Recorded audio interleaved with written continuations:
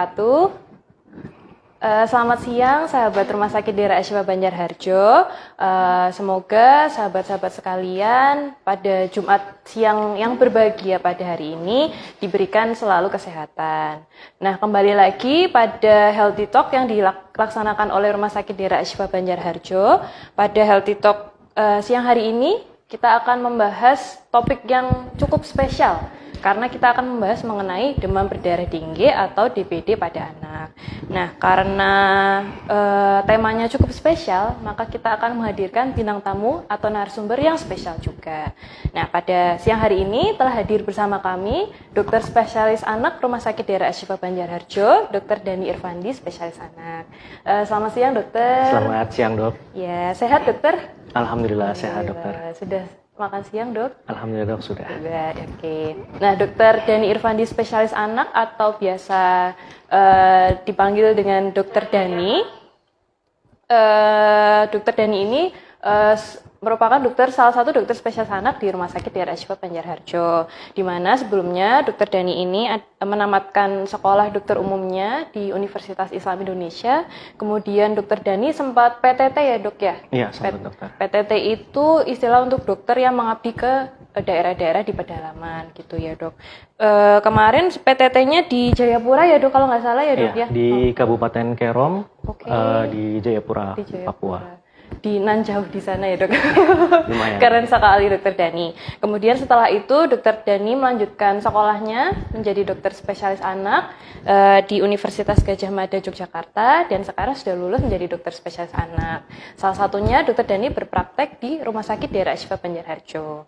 Untuk jadwal praktek beliau di Rumah Sakit Daerah Ashifa Banjarharjo di hari Senin sampai Sabtu pukul 8 pagi sampai 12 siang ya, dok. Betul. Kemudian Senin sampai Jumat pukul 4 sore sampai pukul 6 sore.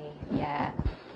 Oke, kita masuk ke dalam inti dari materinya ya, dok. Saya Dr. Indira yang akan memandu dari sesi Healthy Talk kali ini. Untuk demam berdarah sendiri memang akhir-akhir ini trennya sangat meningkat ya, dok, pada bulan-bulan ini ya, dok. Mungkin karena istilahnya musim hujan ataupun yang lain gitu. Iya, dokter. Jadi apalagi kita sudah mulai musim hujan nih, dok. Di mana kalau musim hujan itu banyak genangan-genangan air, di mana itu jadi tempat berkembang biaknya nyamuk, salah satunya nyamuk Aedes aegypti. Dan demam berdarah itu kan disebabkan oleh virus yang ditularkan melalui nyamuk Aedes aegypti itu, dokter. Maka kecenderungannya ketika musim hujan tiba, di mana banyak genangan air, nyamuk dia berkembang biak, di situ angka kejadian demam berdarah biasanya ikut meningkat, dokter. Ya. Yang disebutkan berarti ya memang penyebab dari DBD atau demam berdarah ini adalah virus yang dibawa oleh nyamuk ya, dokter. Iya, ya.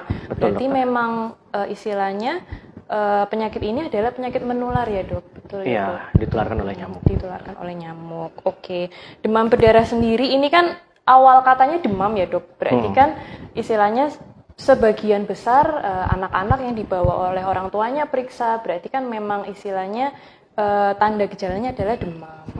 Mungkin untuk demam itu sendiri, apakah memang bisa kita, ketika anak demam, apakah memang kita bisa langsung curigai itu langsung ke demam berdarah atau penyakit lainnya, itu bagaimana, dok, cara istilahnya membedakannya? Jadi demam berdarah itu, sakit demam berdarah dibagi menjadi 3 fase, dokter. Ada fase demam, kemudian fase kritis, dan fase penyembuhan. Kadang kita sulit membedakan pada saat fase demam, dok, karena hampir gejalanya itu mirip dengan penyakit yang lainnya, seperti kita sebut flu-like syndrome.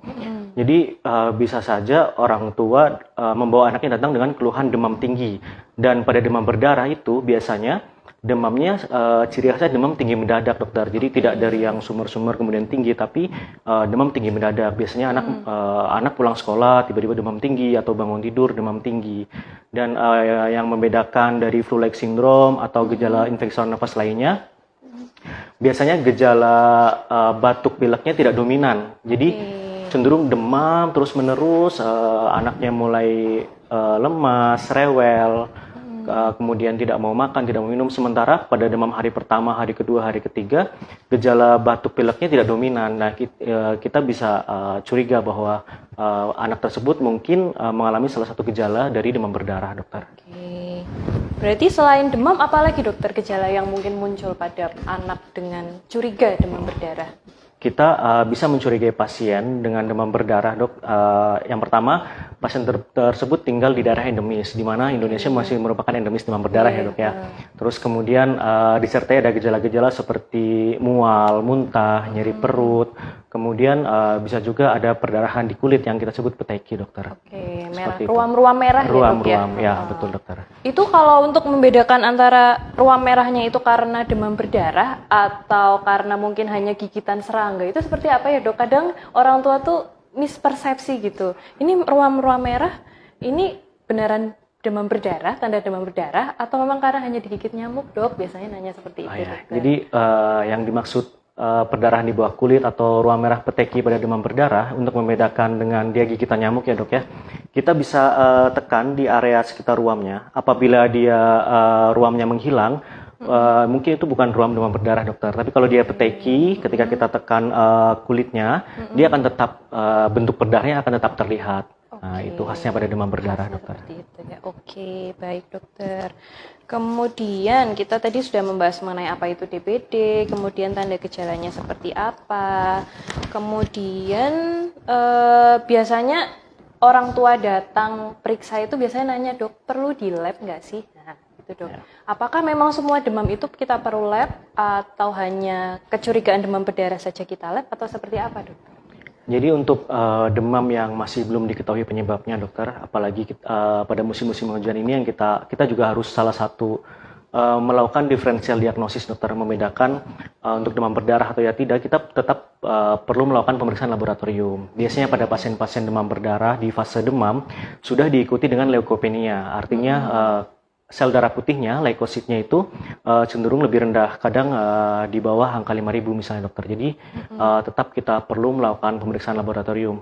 Oke, untuk pemeriksaan laboratorium sebaiknya dilakukan di hari keberapa demam, dok? Ada istilahnya, apakah memang ketika demam hari pertama langsung lab, atau mungkin kita harus nunggu 3 hari, 4 hari, kemudian baru lab, atau seperti apa, dokter?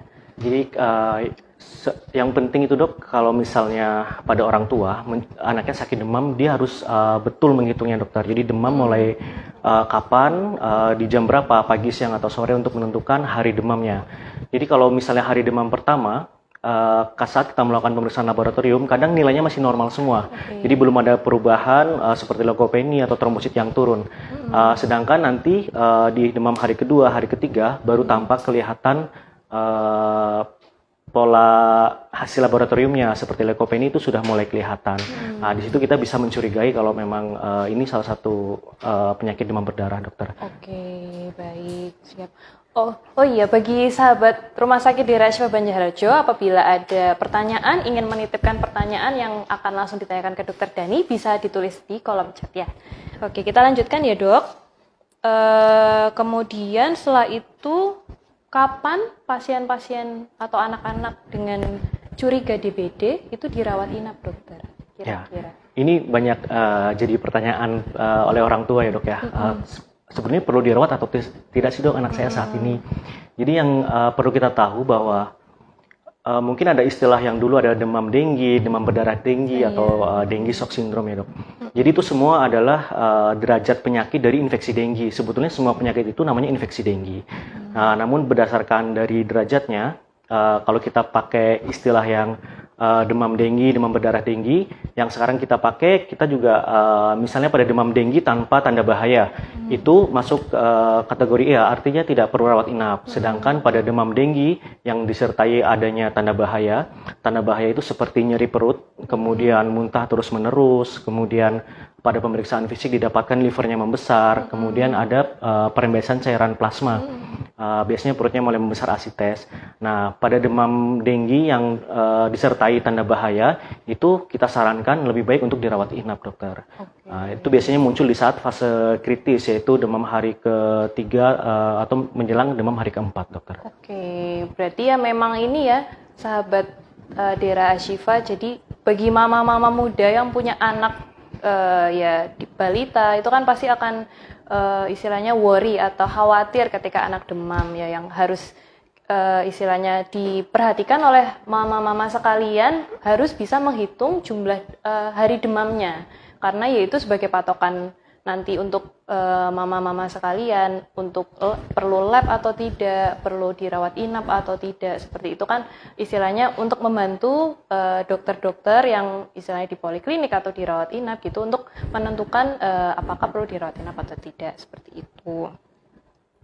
Kemudian tadi dokter menyebutkan mengenai DBD dengan tanda bahaya ya dok ya. Iya. Selain muntah terus-menerus atau perutnya jadi besar, itu ada tanda yang lain nggak dok mengenai DBD dengan tanda bahaya? Ya, tanda bahaya yang lain adanya perdarahan spontan dokter. Jadi peteki di bawah perdarahan di bawah kulit, terus kemudian epistaksis atau mimisan, perdarahan gusi, bahkan perdarahan saluran cerna misalnya itu juga merupakan salah satu tanda bahaya.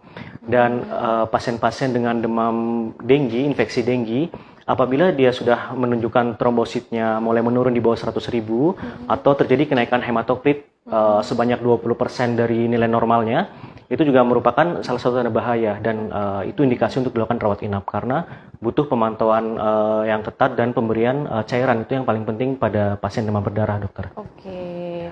Jangan sampai terlambat. Kadang ada kita masih menemui dokter pasien dengan demam berdarah sempat demam beberapa hari, kemudian demam mulai turun, tapi anaknya mulai lemas, mulai tanda-tanda dehidrasi, kekurangan cairan, baru dibawa ke rumah sakit. Itu yang jangan sampai terjadi dokter. Oke, ya. Benar, berarti kembali lagi ya teman-teman ya, menentukan hari demam itu sangat penting karena ya di dalam DBD kita patokannya dengan hari demam karena ada fase kritis itu ya dok Iya, ya. betul. Kadang beberapa anak ya setelah demamnya turun mungkin orang tua ngiranya oh sudah sembuh, biasanya Iya, seperti itu dok. sering seperti itu, Iya, Dok. tapi Betul. ternyata memang di hari keempat dan hari kelima itu memang istilahnya fase kritis dari DBD yang harus diwaspadai. Baiknya ya harus dicek lab atau harus periksa ya dok, Iya. harusnya ya untuk kita tahu istilahnya yaitu jangan sampai terjadi dengue shock syndrome itu ya dok ya. Dimana ya kalau misalnya atau kita biasa sebut dengan DSS ya dok ya. Iya, Kalau betul. DSS itu penanganannya harus berkejaran dengan waktu ya dok ya, karena butuh cairan yang banyak. Nah terkait dengan terapi dari DBD dok, biasanya kadang orang tua juga nanya butuh antibiotik nggak sih dok kalau misalnya pasien ini DBD? Ya. Betul dokter. Kadang ada beberapa pasien yang kalau anaknya demam minta antibiotik. Padahal antibiotik itu bukan obat untuk demam. Pasien demam itu kan banyak penyebabnya. Kalau pada demam berdarah sendiri, karena ini merupakan infeksi virus dan dia biasanya self-limited disease, dia akan sembuh dengan sendirinya. Namun yang perlu kita perhatikan adalah menangani komplikasinya. Kemungkinan yang komplikasi yang lebih berat, dan pada pasien demam berdarah tidak perlu antibiotik sebetulnya dokter. Jadi lebih ke terapi cairan, kita mencegah kebocoran plasma yang lebih banyak seperti itu dok. Oke, ya. Siap, berarti memang kalau misalnya itu pure DBD, murni DBD tidak perlu antibiotik ya dok, tidak karena perlu ya antibiotik sebenarnya ya obat untuk bakteri ya dok, Iya, infeksi bakteri. betul. Sedangkan ini kan tadi sudah disebutkan di awal oleh dokter Dani bahwa sakit DBD itu karena virus yang dibawa oleh nyamuk Aedes aegypti, jadi tidak perlu diberikan antibiotik seperti itu. Kemudian kalau memang ternyata pasiennya ini dicek demam, labnya bagus, kan tidak ada indikasi untuk rawat inap, yang harus dilakukan orang tua saat di rumah apa aja dok? Yang harus dilakukan orang tua saat anaknya demam ya dok ya. Yang pertama, setiap orang tua yang punya balita kami sarankan punya alat pengukur suhu dokter, termometer, karena pada fase demam pada penyakit demam berdarah itu bisa tinggi dokter, bisa sampai 40 derajat Celcius. Dan pada anak balita dengan suhu setinggi itu ada kemungkinan kejang demam, itu yang kita hindari. Kemudian bisa dilakukan kompres dokter, kompres di kepala, di ketiak atau di dada untuk menurunkan suhu. Dan pada fase demam biasanya anak dia mulai gelisah, kemudian malas makan, malas minum, kadang juga disertai keluhan nyeri perut atau mual. Kadang anak tidak mau minum dok. Di situ sangat rentan terjadi komplikasi dehidrasi. Jadi kita sarankan supaya asupan cairannya tetap diberikan, walaupun sedikit-sedikit mungkin lebih sering dokter panasnya, supaya tidak terjadi dehidrasi. Oke, ya. benar. Berarti memang harusnya orang tua yang misalnya aware sama kesehatan anaknya ya, yang pertama harus punya termometer ya dok ya untuk mengukur, karena ya definisi demam itu sendiri kan suhu di atas 37,5 ya dok. Kalau misal diukur di lewat ketiak gitu, karena kalau misal hanya dipegang saja kan kita nggak tahu tuh apa namanya demam atau enggak, seperti itu. Yang satu punya termometer, kemudian diberikan turun panas dan dikompres, serta kalau misalnya panas kan rawan dehidrasi, jadi harus banyak minum ya dok ya. Betul. Apa namanya patokannya, istilahnya kebutuhan cairannya tercukupi adalah dengan dilihat dari kencingnya ya dok ya. Iya, itu juga salah satu parameter. Betul. Coba kita lihat apakah sudah ada yang menanyakan ya dok, sebentar di live-nya.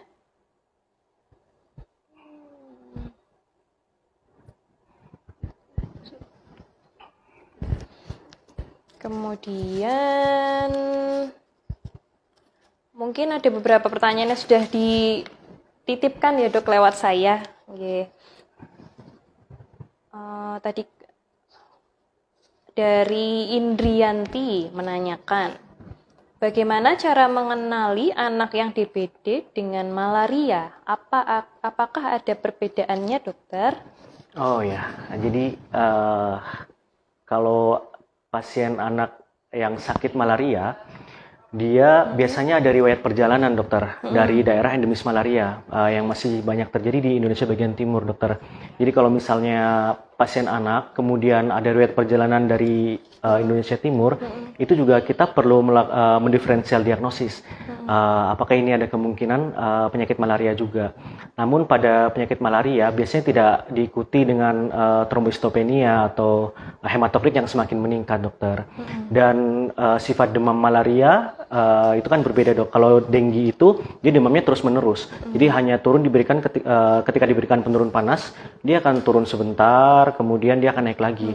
Sedangkan tipikal demam pada malaria itu tergantung penyebabnya ya. Ada malaria falciparum atau oval, tergantung plasmodiumnya. Jadi tipe demamnya ada yang 2 hari sekali demam, kemudian ada fase menggigil, kemudian demamnya turun, seperti itu, dokter. Ya. Berarti ya apa namanya, orang tua harus mengamati ya dok ya, tipe demamnya seperti apa, karena memang tiap penyakit tipe demam yang akan muncul berbeda-beda. Tadi sudah jelaskan kalau misal DBD demam tinggi mendadak ya dok ya. Kalau yang malaria tergantung dari istilahnya penyebabnya, malarianya falciparum atau yang lain-lain, gitu ya dok. Kemudian ada pertanyaan lagi dok, apakah ada cara tepat untuk menaikkan trombosit pada penderita DBD? Ya, jadi kalau untuk menaikkan trombosit ya dok ya, ketika infeksi demam berdarah dia sudah melewati fase demam, kemudian fase kritis, kemudian dia ke fase pemulihan, sebetulnya pada saat fase pemulihan jumlah trombosit akan naik dengan sendirinya, dokter, sebetulnya. Jadi kita tinggal menunggu saja, kita evaluasi pemeriksaan laboratorium tiap 24 jam, pada saat fase pemulihan itu akan naik dengan sendirinya, dokter. Ya, karena itu ya dok ya, memang dari fase penyakitnya ya dok, perjalanan penyakit alaminya seperti itu. Ya betul, trombosit pasti akan naik sendiri. Kecuali pada trombosit yang sangat rendah, kemudian terjadi manifestasi perdarahan yang berat, kita bisa berikan transfusi trombosit, dokter. Untuk masalah transfusi kan kemudian dikembalikan lagi terhadap klinis dari pasiennya ya dok, sama hasil trombositnya ya dok ya. Itu memang apa namanya, keputusan dari dokter yang merawat untuk transfusi trombosit. Kemudian ada yang menanyakan lagi dok, apakah ciri-ciri anak yang sembuh dari DBD apa saja ya dok? Ya, ciri-ciri anak yang sembuh dari demam berdarah pada fase konvalesen yang khas ya dokter ya. Jadi muncul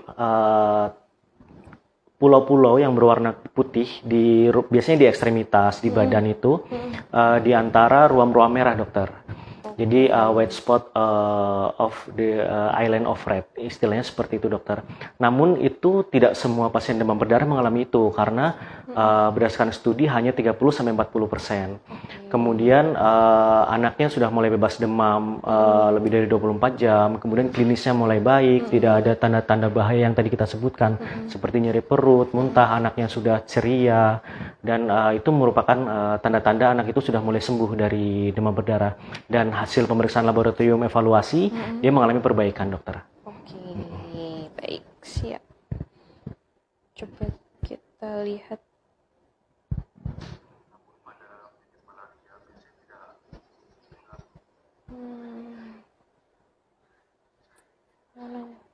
Ada yang menanyakan, dokter, kenapa anak saya kalau sore badannya demam, kalau malam sampai pagi itu biasa-biasa aja? Seperti itu, dok, pertanyaannya. Ya, jadi untuk demam ya, demam itu banyak sekali penyebabnya, dokter. Jadi ada penyebab dari infeksi virus, kemudian infeksi bakteri. Terkadang kalau misalnya anak dehidrasi, kekurangan cairan, asupan minumnya kurang, itu juga bisa bikin demam juga, dokter. Memang suhunya mungkin tidak terlalu tinggi, beda dengan infeksi bakteri atau viral. Pada demam yang cenderung pada malam hari, atau misalnya demamnya kemudian lebih dari 5 hari atau 1 minggu, demam yang khas naik pada malam hari, kemudian pagi siang turun, mungkin kita bisa mencurigai penyakit yang lain, dokter, seperti penyakit-penyakit tifoid, penyakit tipes itu biasanya ciri khas demamnya seperti itu. Dia demam lama, kemudian dominan pada sore atau malam hari, ketika pagi atau siang hari demamnya cenderung turun. Nah, itu juga perlu investigasi lebih lanjut, dokter, untuk demamnya, dokter, untuk cari penyebabnya gitu. Baiknya memang diperiksakan ya, dok, ya, kalau memang ternyata demam seperti itu. Mungkin sehari 2 hari bisa jadi penyebab yang lain, tapi kalau misalnya sudah sampai 3 hari, 4 hari sudah diobatin dengan obat demam tapi masih ada klinisnya, baiknya diperiksakan. Bisa mampir ke Polnya Dokter Dani ya, dok? Bisa, dokter. Di Rumah Sakit Daerah Iswa Banjarharjo setiap Senin sampai Jumat pukul 8 sampai 12 dan pukul 4 sore sampai 6 sore. Oke, kita lihat lagi apakah masih ada pertanyaan. Ada yang menanyakan, dokter, apakah benar, dok, jambu merah atau kurma bisa menaikkan trombosit?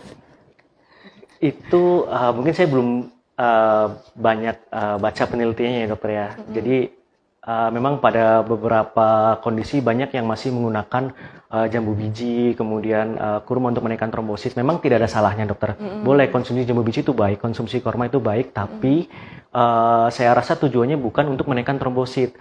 Karena pada fase kritis ketika angka trombosit semakin turun, artinya infeksinya masih berlangsung dan kita makan jambu biji misalnya atau kurma mungkin juga tidak akan menaikkan trombosit karena memang fase penyakitnya seperti itu.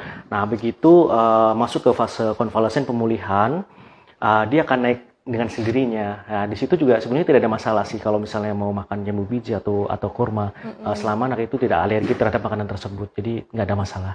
Tapi tujuannya mungkin bukan untuk menaikkan trombosit, itu, dokter. Oke, karena memang tadi sudah dibahas ya teman-teman bahwa memang trombosit pada sakit DBD ini memang akan naik sendiri ya, dok, karena memang dari perjalanan penyakitnya. Jadi ya pemberian itu sah-sah saja selama tidak ada alergi gitu ya, dok ya. Oke. Ada yang menanyakan lagi, dok, jika anak sudah terkena DBD, apakah lain waktu bisa terulang terkena DBD kembali? Adakah cara untuk mencegah biar tidak terulang kembali terkena DBD? Iya, dok. Jadi pada anak yang sebelumnya pernah kena infeksi denggi, kemudian masih bisa mungkin di periode berikutnya dia tertular lagi melalui gigitan nyamuk tersebut yang tadi kita bahas, dokter. Jadi bisa saja dia terkena berulang dan infeksi denggi itu pada infeksi yang pertama mungkin dia asimptomatik, tidak ada gejala, dokter. Sedangkan pada infeksi yang kedua kebanyakan dia akan simptomatik, mulai muncul gejala sampai dengan muncul tanda bahaya. Jadi memang infeksi denggi itu bisa berulang walaupun dia sudah pernah kena, kedepannya bisa terkena lagi. Dan pencegahannya, dok ya, jadi kita mungkin sering dengar nih, dok, di promosi-promosi kesehatan di puskesmas atau di fasilitas kesehatan ya, kita sering dengar dengan 3M+. Nah, apalagi ini musim hujan ya, seperti menguras bak mandi, menutup tempat-tempat penampungan air karena kan itu jadi tempat berkembang biaknya nyamuk. Kemudian mendaur ulang atau mengubur barang-barang bekas. Serta plusnya itu banyak ya. Kita bisa pakai larvasida seperti abate, kita bisa pelihara ikan yang pemakan jentik, kemudian memakai repelan atau anti nyamuk seperti itu, dokter. Untuk mencegahnya sebetulnya mencegah dari gigitan nyamuk Aedes aegypti, itu, dokter. Karena memang sumber penularannya dari situ ya, dok ya. Betul. Karena memang penyakit menular itu pencegahannya adalah dengan memutus mata rantai penularan, yaitu. yaitu tadi yang sudah dijelaskan 3M+. Apalagi ini musim hujan ya dok, apalagi di sini daerah Banjarharjo kan beberapa daerah kan ada genangan-genangan, Iya. nah itu yang sangat potensial untuk tempat berkembangnya si nyamuk Aedes aegypti yang membawa virus dari DBD ini. Oke.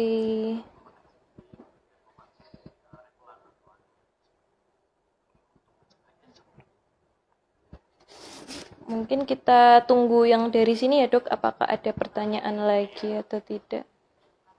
Oh iya. Ada yang bertanya dari Bapak Uju, setiap fase DBD punya gejala dan cirinya masing-masing. Pada awalnya demam berdarah mungkin tidak menunjukkan tanda atau gejala tertentu pada anak.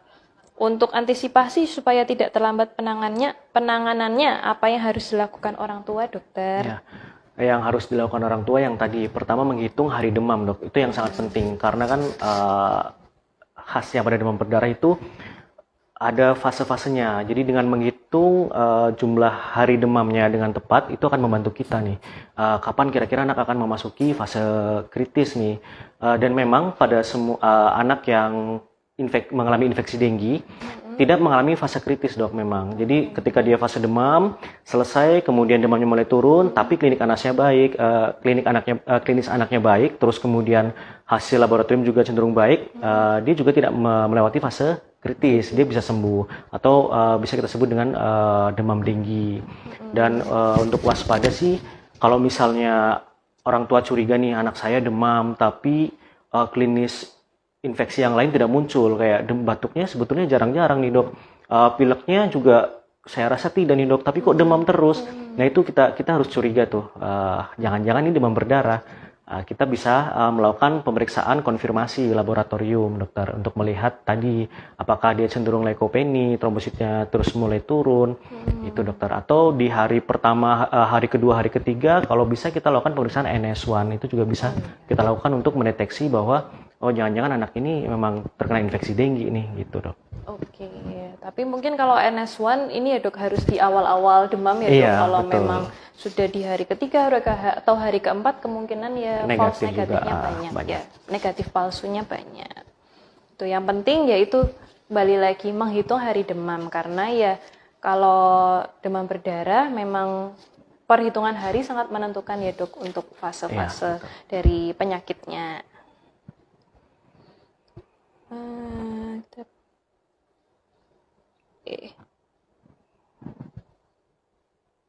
Oke, ada yang menanyakan lagi dokter dari Pak Fangki Irawan. Apakah anak yang terkena demam berdarah pasti keluar becak peteki? Oh ya, sebetulnya tidak semua dokter. Jadi manifestasi perdarahan di kulit itu tidak semua infeksi denggi, semua pasien anak akan mengalami perdarahan di bawah kulit. Jadi itu bisa terjadi pada kondisi dengan trombosit yang rendah atau memang harus dilakukan uji rampeli dulu untuk melihat adanya peteki atau perdarahan di bawah kulit. Ada juga pasien-pasien yang tidak muncul tuh gejala petekinya, tapi muncul tanda bahaya yang lain itu. Jadi tidak semua tanda bahaya itu harus muncul pada semua pasien denggi. Jadi bisa jadi salah satu kebocoran plasmanya saja atau bahkan mungkin perdarahan mukosa langsung muncul mimisan atau perdarahan gusi gitu dokter. Jadi tidak semua gejala itu harus muncul, tidak semua tanda bahaya itu harus muncul pada penyakit demam berdarah, dokter. Oke, baik. Yang penting itu ya dok ya, kembali lagi menghitung hari demam sama ya nggak semua gejala pasti akan muncul ketika anak terinfeksi virus DBD gitu ya dok. Kita masih menunggu ya dok, apakah ada yang menanyakan lagi di sesi Healthy Talk kali ini. Kalau untuk dokter Dani sendiri dok, di rumah sakit daerah Ashifa ini memang bagaimana dok istilahnya pasiennya? Apakah memang pasien DBD juga masih banyak di sini atau bagaimana? Jadi beberapa minggu ini ya dok ya, beberapa minggu ini memang kita banyak merawat pasien-pasien dengan demam berdarah dokter di Bangsal. Jadi bahkan ada yang sampai dengue shock syndrome. Jadi datang dalam kondisi shock, anaknya sudah mulai gelisah, kemudian tangan dan kakinya dingin, sudah mulai penurunan kesadaran. Nah, itu yang kita harapkan menjadi waspada buat orang tua dokter. kalau datang dengan kondisi shock, kalau misalnya dia masih awal, mungkin kita masih bisa kasih terapi cairan yang adekuat dokter, sehingga klinisnya mulai membaik. Takutnya kalau misalnya orang tua tidak paham bahwa ini perjalanan penyakit demam berdarah, demamnya mulai turun tapi anaknya mulai shock, orang tua tidak menyadari, dibawa ke rumah sakit sudah dalam kondisi prolong shock. Itu yang kita yang sulit untuk kemudian mengejar dalam memberikan terapi cairan gitu, akan lebih sulit dokter, dan mungkin akan angka kematiannya akan lebih tinggi dokter apabila kita tidak mengenali atau terlambat membawa ke rumah sakit dokter. Ya itu menjadi PR untuk para orang tua ya dok, ketika merawat anak dengan demam harus bisa mengenali, apalagi misalnya sudah pernah diperiksakan ternyata labnya menjurus ke arah DBD tapi memutuskan untuk dirawat di rumah saja, memang harus dikenali tanda-tandanya ya dok ya. Bisa mungkin dijelaskan lagi dok, tanda bahaya ketika misalnya anak dirawat di rumah kemudian perlu dibawa ke rumah sakit, itu seperti apa dokter? Tadi dok, anak dia dengan demam tinggi mendadak, kemudian penyebabnya tidak diketahui dengan pasti, lalu muncul tanda-tanda bahaya. Tanda-tanda bahaya yang perlu orang tua waspada di rumah adalah pasiennya mengeluh nyeri perut dokter, nyeri perut, terus kemudian dia muntah terus menerus. Dikatakan muntah terus-menerus atau muntah persisten itu lebih dari 3 kali episode dalam 12 jam. Kemudian ada perdarahan di bawah kulit atau peteki, kadang anaknya mimisan atau bentuk perdarahan yang lain, gusi berdarah atau BAB-nya mungkin bercampur darah, itu juga salah satu tanda bahaya dokter. Jadi dengan menemukan tanda-tanda bahaya seperti itu, sebaiknya segera diperiksakan ke dokter. Jadi untuk diperiksa lebih lanjut, untuk kita lakukan pemeriksaan apakah ini betul pasien ini terkena infeksi dengue dokter. Dan harapannya ketika kita melakukan langkah yang tepat, kita melakukan penanganan yang tepat, anak tersebut tidak jatuh ke dalam dengue yang berat sampai dengan shock misalnya, seperti itu dokter. Jadi harapannya kita bisa menolong pasien itu dokter. Karena lebih cepat lebih baik ya dok ya. Karena ya kalau memang dibawa dalam keadaan anak masih stabil istilahnya, kita bisa gampang infusnya ya dok ya, tidak. Iya, karena kan menginfus anak juga sangat susah. PR ya dok, apalagi kalau memang ternyata sudah dalam keadaan yang kritis, itu kan semakin sulit, seperti itu. Oh iya dokter, kadang jangankan pasien yang di rumah dokter, pasien yang dirawat kita pernah menemui juga dokter.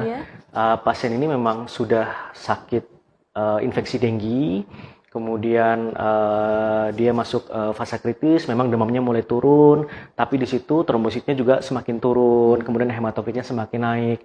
Memang klinis anaknya masih baik. Kadang di perawatan juga orang tua minta pulang. Nah itu yang kita harus berkali-kali menjelaskan bahwa saat ini kondisi masih belum stabil sebetulnya, walaupun demamnya mulai turun, tapi klinis anaknya juga belum bagus-bagus banget, kemudian labnya juga masih kurang baik. Nah, yang seperti ini juga harus kita mungkin banyak memberikan masukan untuk orang tua bahwa ini masih dalam kondisi kritis dan masih butuh perawatan gitu dokter. Jadi selain jangankan yang di rumah, kadang yang masih dirawat pun seperti itu. Nah, itu mungkin PR kita juga dok sebagai dokter, memberikan edukasi kepada orang tua lebih banyak sih dok, supaya mereka juga paham sebetulnya penyakit dengue perjalanannya itu seperti apa. Gitu, dok. Iya benar sekali.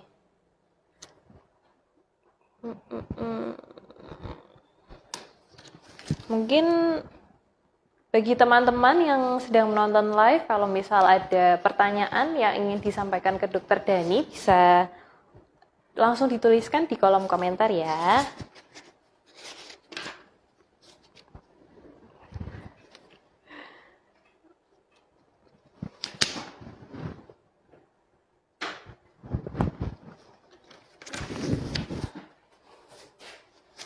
Oke.